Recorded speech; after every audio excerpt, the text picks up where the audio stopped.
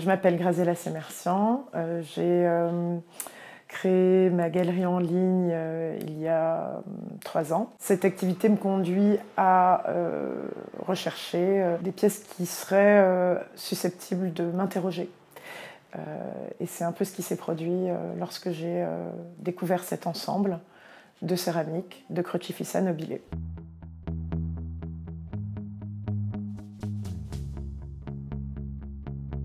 Il se trouve que l'été dernier, je suis allée passer des vacances en Italie.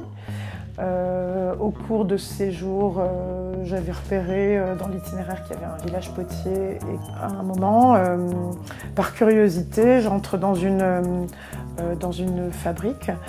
Je découvre une assiette dont le dessin est assez différent de celui très léché des autres décorateurs de ces céramiques. Et donc je pose la question à l'un des 2 vendeurs apparemment qui se trouvent sur place, et ils me disent « Ah mais ça, c'est Crocifissa ».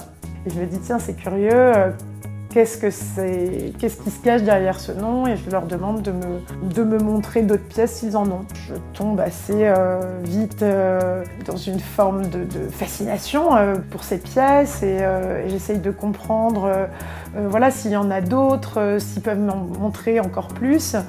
Et puis lui-même m'explique qu'en fait il est le fils de Crocifissa qui est décédé quelques années plus tôt. De fil en aiguille, il m'explique que le dessin il a été réalisé par cette femme, donc Crocifissa nobile, en amateur, entre 85 et 90 ans. Effectivement, elle n'a pas d'autre intention dans ce geste que d'avoir une occupation qui manifestement prend la forme quand même d'une régularité, et sans qu'il ait évoqué l'idée de passion, mais ça a pris une place dans sa vie qui doit devenir quotidienne, et la rigueur d'une pratique professionnelle finalement.